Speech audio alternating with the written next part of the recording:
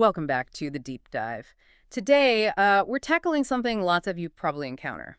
Figuring out if an online store is legit. Exactly. We're digging into sources on a specific one, Marcivo.com. They claim to sell, stylish men's dress shirts, upscale apparel. And the website looks slick, doesn't it? Lots of fancy pictures, luxury cars, mansions. It's got that whole affordable luxury vibe down pat. It really does.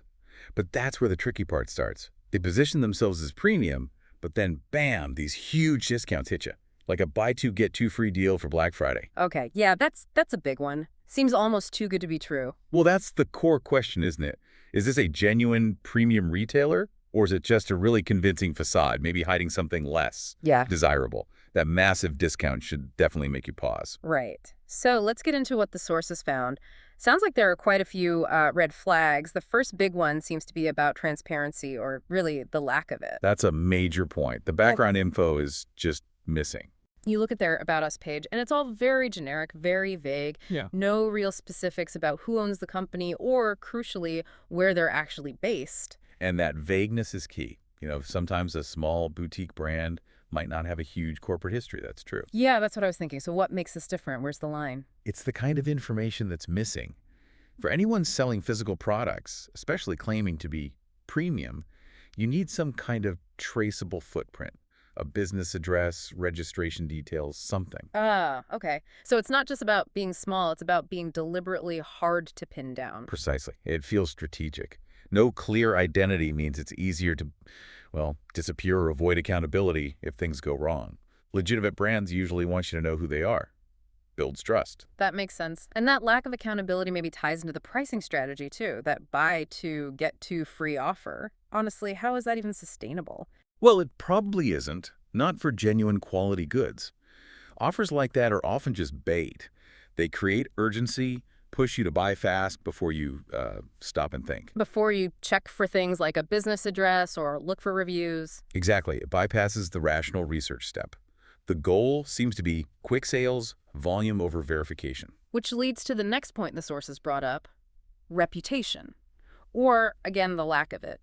If this was a real luxury brand with amazing deals, wouldn't people be talking about it online? You'd think so, wouldn't you? You'd expect forums, reviews, social media chatter, something. But for Marcivo, there's surprisingly little independent customer feedback out there. That silence is pretty loud, actually, especially for a brand claiming that luxury status. It totally undermines it. Luxury brands are built on reputation, history, trust.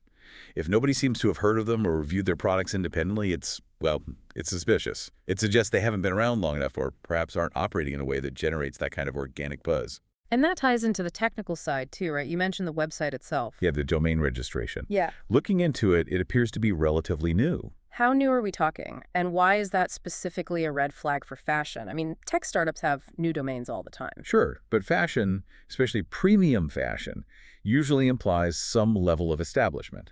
You expect a brand claiming heritage or high-end status to have a digital history that reflects that. Years, not months. Ah, I see. So a domain that just popped up recently doesn't really fit the established luxury narrative they're selling. Not really.